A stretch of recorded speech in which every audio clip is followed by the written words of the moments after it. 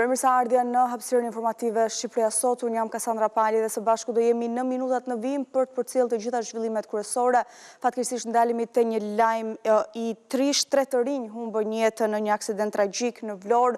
2 makinat ku ata udhtonin u përplasën kokë më kokë pranë fshatit Drashovic. 2 drejtuesit e mjeteve ndëruan jetë në vendngjarje, ndërsa një pasagjer humbi jetën në spital. Shkak për aksidentin e rënd dyshohet të jetë bërë shpejtësia e madhe me të cilën qarkulloni. 3 persona humbën jetën në një aksident tragjik që ndodhi mbrëmë në rrugën Vlorë-Kot pranë fshatit Drashovic. 2 makina që drejtoheshin nga 2 prej viktimave u përplasën fort përballë njëra tjetrës, duke shkaktuar tragjedin. Adi Alushaj 30 vjeç dhe Esad Brahimaj 40 vjeç humbën jetën në vendin e ngjarjes, ndërsa pasagjeri Andrea Begaj, që ndodhej në mjetin e drejtuar nga Esad Brahimaj, u dërguar në gjendje kritike në spitalin e Vlorës, por nuk mundi të mbjetoj plagëve, me gjithë ndërhyrjen e mjekëve. Ai humbi jetën rreth mesnatës, duke rënduar bilancin e këtij aksidenti tragjik. Sipas të dhënave të para, dyshohet që aksidenti të ketë ndodhur për shkak të shpejtësisë së lartë të lëvizjes së 2 mjeteve, ndërkohë ekspertët vijojnë hetimet për të ndërtuar dinamikën e plotë të aksidentit dhe shkaqet e tij. Dhe disa orë pas aksidentit tragjik u humbën jetën 3 persona, ABC News u rikthye në vendin e ngjarjes për aksidentit të rënd që ndodhi në aksin Vlorë-Kot mbrëmjen e së dielës. Edhe këtë të hënë shenjat janë tepër të dallueshme, megjithatë lidhemi direkt nga Vlora me kolegun Elton Nika.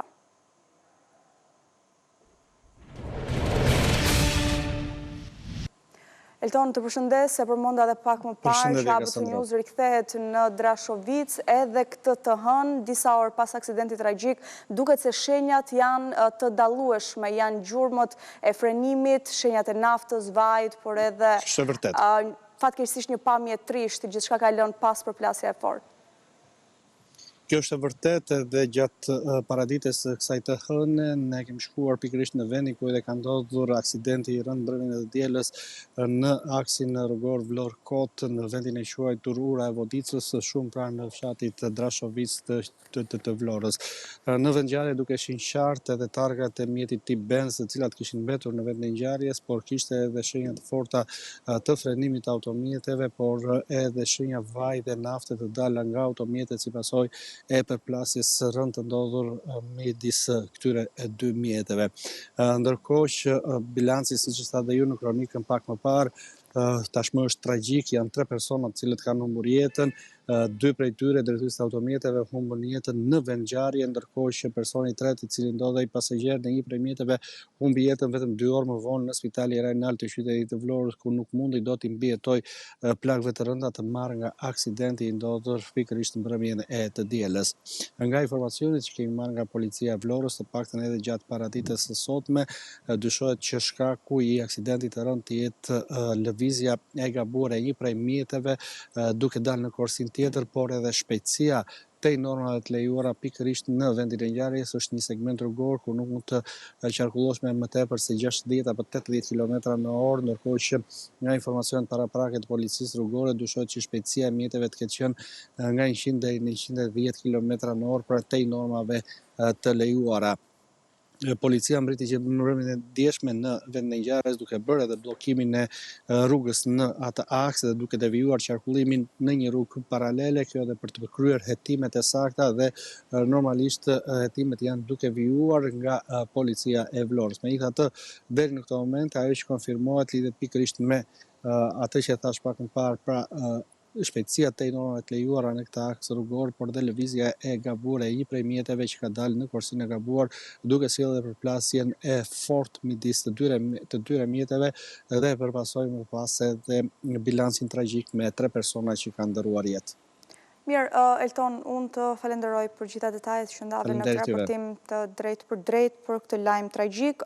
Ecim më tej me informacionet, ndalemi në Kavaj, ku një 42 vjeçar ka plagosur me armë zjarri një 39 vjeçar, fatmirësisht 39 vjeçari është jashtë rrezikut për jetën, megjithatë lidhemi për të mësuar se çfarë ka ndodhur me kolegun Leonida Musaj.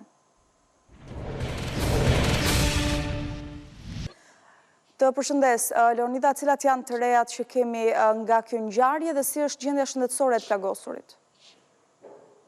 Përshëndetje Kasandra, në fakt është një ngjarje e cila është regjistruar mbrëmjen e dieshme në qytetin e Kavajës, në lagjen numër 6, atje ku dy të rinj janë përplasur me njëri tjetrin për motive të dobta, ku sipas grupit të hetimit shtetasi Peurat Mustafa, 42 vjeç, ka qelluar në drejtim të shtetasit Bari Doda, 39 vjeç, me armë zjarri tip pistolet, duke lënë të plagosur në vend. Ky i fundit është dërguar drejt spitalit rajonal të Durrësit, atje ku pas ndryrjes kirurgjikale, bluzat e bardha bëjnë të ditur se ndodhet jashtë rrezikut për jetën.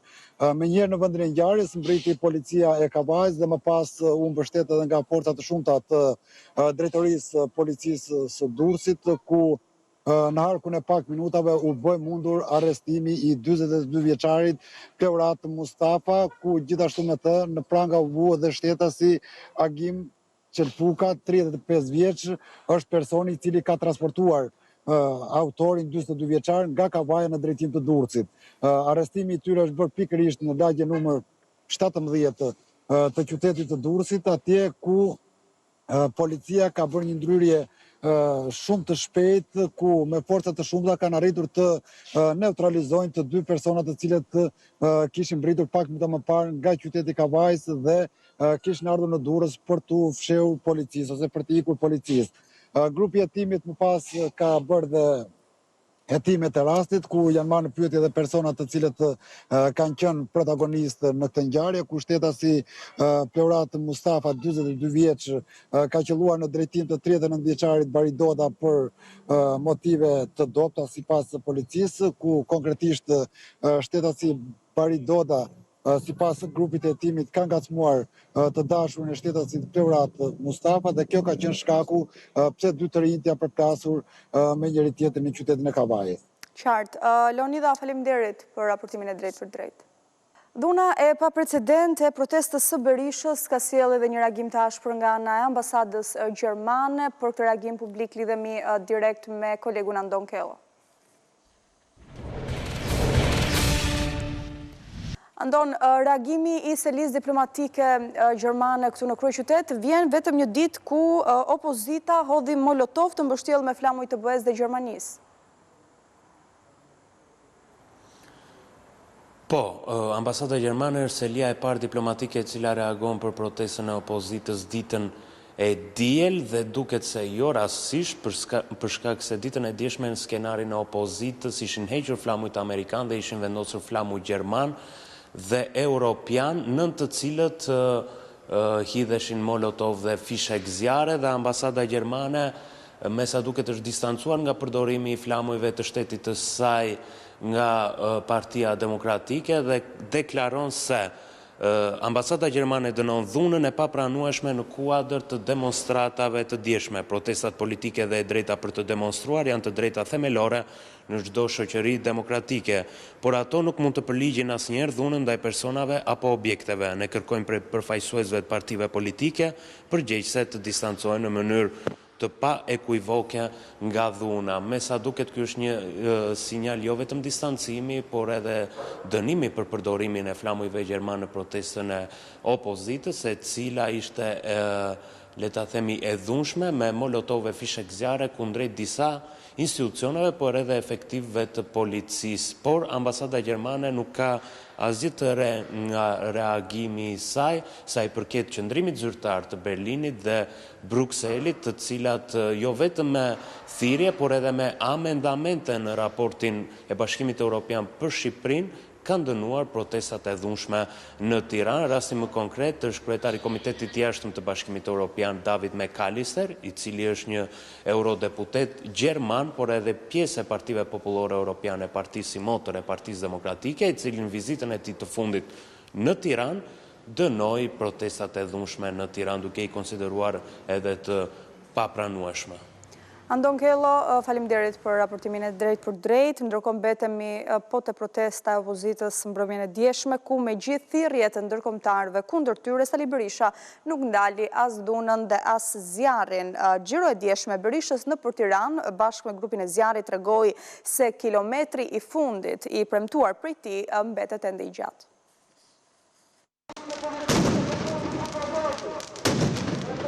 Të dielën, Tirana festoi Sultan Evruzin, lindjen e Imam Aliut, kurse një pakic militantësh demokrat përkujtuan fitoren e parë të Saliut. Në 22 marsin e 34 të fitores parë të Partisë Demokratike, shumë gjëra kanë ndryshuar, përveç atij, Sali Berishës dhe vesit të tij për ta kthyer Tiranën normale në anormale. Me një grup zjarri me vete, sulmoi me molotov e fishek zjarre. Kryeministrin, Bashkin, Ministrinë e Infrastrukturës, Selin e Partisë Socialiste, Akshin dhe Parlamentin.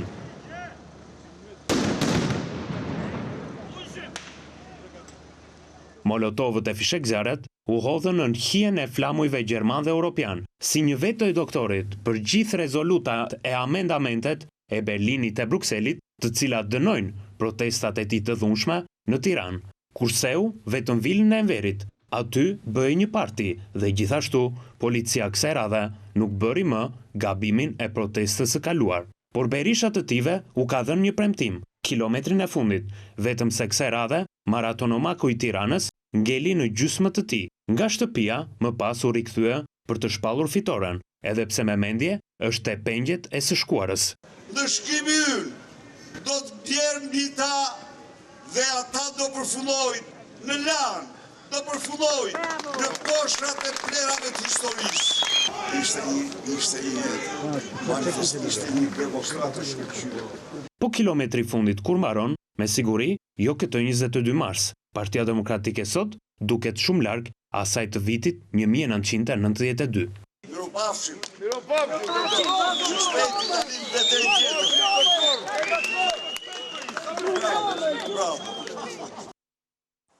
Ndërkohë, pas protestës së djeshme, një numër militantësh që u përfshin në akte dhune janë shoqëruar dhe janë arrestuar nga ana e policisë së Tiranës, po ashtu kemi edhe disa të vënë në nënhetim në gjendje të lirë. Lidhemi për të dhënat më të fundit me kolegen Bleona Prengze.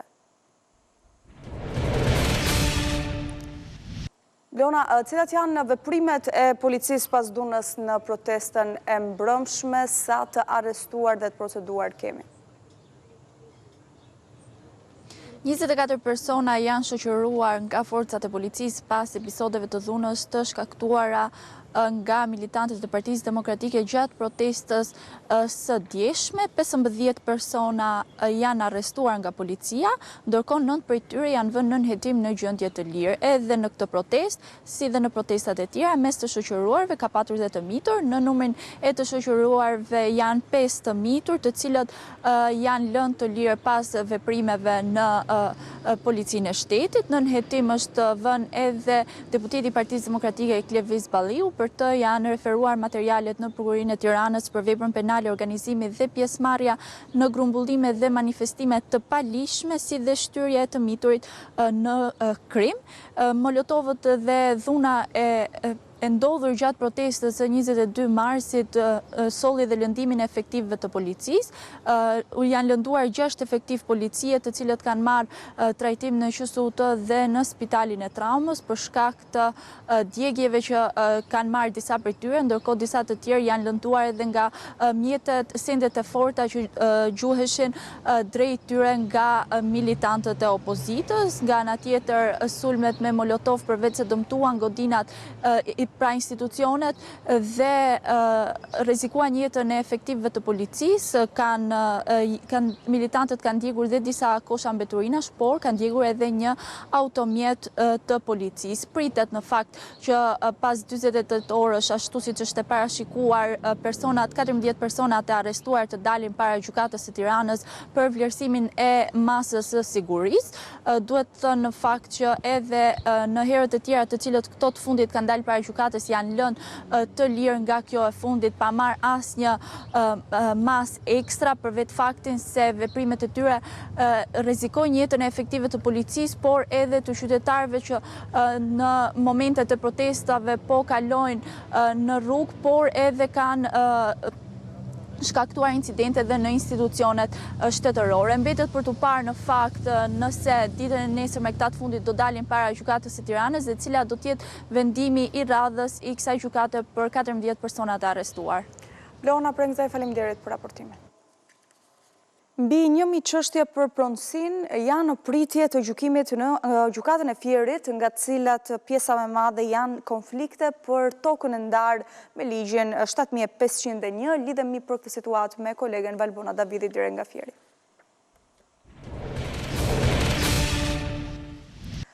Valbona, të përshëndes, si paraqitet situata, sa padi regjistrohen vetëm në një vit në këtë gjykatë dhe çfarë po ndodh? Është një situatë komplekse, por e shprehur me një fjalë konfliktuale. Këtë vazhdojmë ta themi edhe pas shumë vitesh, pas ndarjes së tokave bujqësore me ligjin 7501, veçanërisht për Fierin, një zonë me aktivitet të lartë bujqësor, si kundër dihet dhe si kundër raportohet nga shifrat, sepse kemi parasysh se është një nga qarqet me sipërfaqe më të madhe bujqësore, si tok ar, por gjithashtu edhe me sipërfaqe të tjera që përfshin pemtarit, ullishtat dhe vreshtat. Është një situatë konfliktuale dhe reflektuar në shifrat e gjykatës së Fierit, mund të thuhet se 1.000 dosje të cilat janë në pritje të gjykimit janë vetëm maja e icebergut, sepse përpara se të mbërrinë në gjykatë ose ata qytetar posedues tokash të cilët nuk kanë mbritur ende në gjykatë, janë në konflikt ose me ligjin ose me palë të tjera pretendues të së njëjtës sipërfaqe toke. Pra, është një shifër që pasqyron atë se çfarë është akumuluar ndër vite dhe se çfarë ka mbetur pa u zgjidhur ose pa u përfunduar si proces gjyqësor në gjykatën e Fierit, ndërkohë që vetëm gjatë një viti në gjykatë mbërrin parafërsisht 1.000 padi për pronësinë dhe pjesa më e madhe e tyre referuar të dhënave që bëjnë të ditur avokatët janë pikërisht padi për pronën që lidhen me tokën e ndarë sipas ligjit 7501. Pjesa kryesore, ndërkohë që pjesa tjetër e këtyre padive sigurisht që kanë të bëjnë me kthim sendi apo edhe me padi në lidhje me pronësinë e apartamenteve apo banesave.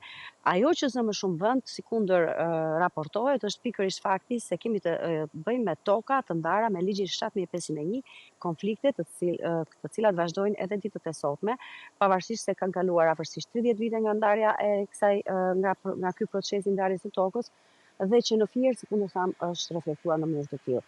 Ndërkohë, pronat në gjykatën e Fierit renditen të tretat, pra paditë për pronat renditen të tretat pas divorceve dhe pas marrëdhënieve të punës, të paktën kjo është pasqyra ose statistika e vitit 2025, duket se njëjta tendencë do të vazhdojë edhe për gjatë vitit 2026.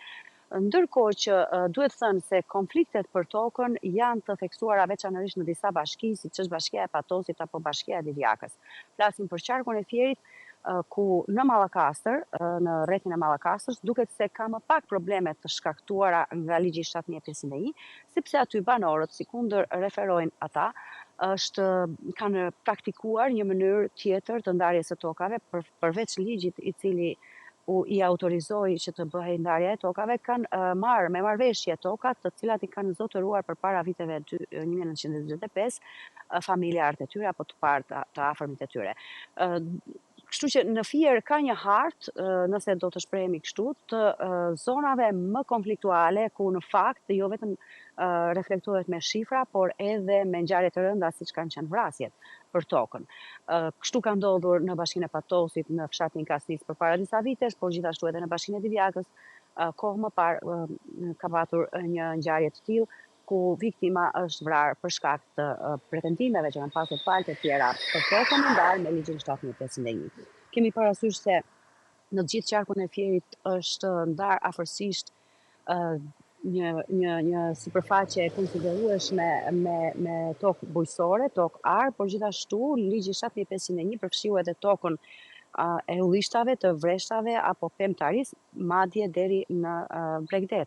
Pra ka patur një sipërfaqe të madhe të tokës të ndarë me 7501, një sipërfaqe e madhe që kërkonte shumë njerëz që ndoshta në atë kohë nuk ishin në gjendje ta kryenin këtë punë, duke bërë që një sipërfaqe toke në shumicën e rasteve të jepej pa kufizime të qarta, në lidhje me ndarjen e kufive me fqinjet, por nga ana tjetër ka patur raste flagrante ku një sipërfaqe toke ishte dhënë më tepër se një pronari, pra më tepër se një shtetasi. Aktualisht, fermerët në qarkun e Fierit, në pjesën më të madhe të tyre, e posedojnë tokën me aktin e marrjes së tokës në pronësi. Një pjesë e tyre vazhdojnë të jenë në dyert e kadastrës duke pritur, sikundër kemi raportuar, duke pritur për vite të tëra, madje për dekada, një përgjigje në lidhje me marrjen e certifikatës së pronësisë.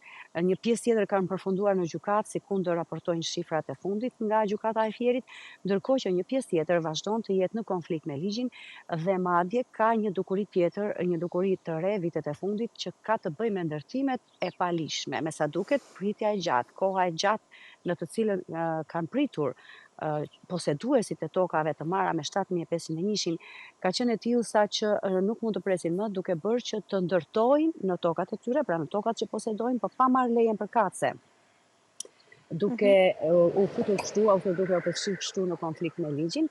Vetëm për gjatë vitit 2025 ka patur afërsisht 25 të proceduar në gjendje të lirë për ndërtim të palishëm. Pjesa më e madhe, sikundër më raportojnë nga Komisariati i Fierit, janë pikërisht pronar pa tituj, pronar pa certifikat pronësie, që nuk mund të marrin leje ndërtimi, por janë të detyruar të ndërtojnë në tokat e tyre, ndërkohë që për zaptim apo pushtim të tokës ka patur për gjatë 2 viteve të fundit afërsisht 30 shtetas të proceduar në gjendje të lirë, të cilët gjithashtu janë në konflikt ose në pritje të gjatë për certifikimin e tokës, duke bërë që të konfliktohen me njëri tjetrin. Mirë, Valbona, faleminderit për detajet që ndave në këtë raportim të drejt për drejt. Do kemi një shkëputje, do rikthehemi sërish me Shqipëria Sot.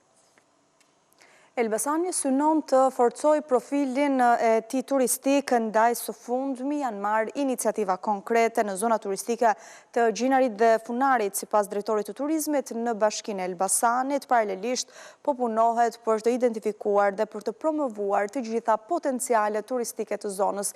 Lidhemi direkt nga Elbasani me kolegen Edisona Skënderi. Edisona, të përshëndes, cilat janë konkretisht ndërhyrjet që po bëhen në këto zona turistike dhe si pritet të ndikojnë iniciativat e ndërmarra nga Drejtoria e Turizmit në Bashkinë e Elbasanit për të rritur kështu numrin e vizitorëve? Të përshëndes, Kassandra, padyshim që fokusi i Bashkisë së Elbasanit edhe për gjatë këtij viti do të jetë në lobimin e pikave turistike, por gjithashtu pa harruar edhe trashëgiminë kulturore, pasi duket se këtë vit këto 2 pika do t'jenë ndër ato që të marrin vëmendjen si dhe pjesën më të madhe të investimeve. Siç e thatë edhe ju, me fokus për të tërhequr sa më shumë turistë, numri të cilëve në fakt duhet thënë se nga viti në vit, sidomos sa i takon pikave turistike të Elbasanit, është në rritje. Duke qenë se Elbasani ofron turizëm në të 4 shpinet e vitit, edhe pika turistike që gjenden në të gjithë qarkun e Elbasanit janë mjaft interesante për të vizituar. Prioritet sipas drejtorit të turizmit të Bashkinë e Elbasanit këtë vit do të ketë rivitalizimi i kalasë historike të qytetit. Është një projekt që tashmë ka filluar dhe pritet që të konkretizohet edhe në muajt në vijim në mënyrë që të ruhet arkitektura e veçantë që ka kalaja historike e qytetit të Elbasanit, por gjithashtu edhe promovimi i saj, sidomos tek turistët e huaj, të cilët nga viti në vit ka një interes mjaft të lartë për ta vizituar, qoftë kalan historike të qytetit të Elbasanit, por gjithashtu edhe pika të tjera me të cilat krenohet Elbasani, siç është bazilika në qendër të qytetit, por edhe pika të tjera mjaft interesante që tërheqin vazhdimisht turistë. Ne kemi pyetur në fakt edhe drejtorin në Bashkinë e Elbasanit, i cili na jep detaje në lidhje me investimet, por edhe prioritetet që do të jenë për Bashkinë e Elbasanit për të tërhequr turistë, por gjithashtu edhe për të ndihmuar ekonominë lokale, sidomos në pika turistike. Për më tepër unë juftoj që ta ndiqni. Në Bashkinë e Elbasan ka pasur disa investime për sa i përket infrastrukturës së turizmit, dhe këtë mund të përmend si në Gjinar dhe Funar. Të kjo e fundit, neve sapo kemi marrë edhe kemi fituar një projekt tjetër të dytë për zhvillimin e zonës së Funarit, e cila patjetër që do japi frutet e veta mbas edhe brenda këtij viti dhe normal që funari ne shohim si një nga potencialet më të mëdha të reja turistike për Bashkinë Elbasan. Pastaj mos harrojmë dhe Kalan, e cila rivitalizimi i saj patjetër që do të sjellë një, po ta themi boom, por në fakt ashtu do të jetë turistik për Elbasanin, sepse kalaja jonë është kala në radhë parë është shumë e bukur, pozicionin e ka të tillë, ka një pozicion, është kalaja më e madhe fushore në Ballkan, dhe brenda saj janë asetet të mëdha si nga pjesa e objekteve historike, por njëkohësisht edhe e kulturës dhe trashëgimisë kulturore. Këto potenciale së shpejti vijnë në eficiencë dhe patjetër që do japi në zhvillimin e turizmit. Do ta themi këtë gjë, sa vjet përfundoi rekonstruksioni i muzeut etnografik, i cili në disa pjesë të veçanta të saj ishte bërë problem gjë parë për sigurimin, radhë parë, po edhe për funksionalitetin. Kështu që ne sot e kemi me potencial të plot. Mirë, Edisona, ndoqëm kështu të intervistën që ke kryer me përfaqësues të drejtorisë së turizmit në Bashkinë e Elbasanit. Faleminderit edhe për raportimin e drejtë për drejtë që takon kësaj çështje. Ne kemi mbërritur kështu në përfundim të Shqipëria Sot, të tjera zhvillime mund t'i ndiqni duke klikuar në faqen zyrtare abcnews.al, ABC News e ndiqni edhe në radio në frekuencën 105 FM. Me edicionin e mesditës në orën 12 do jeni me kolegen Erneta Shevroja, ne bashkë ndajemi këtu. Faleminderit për vëmendje.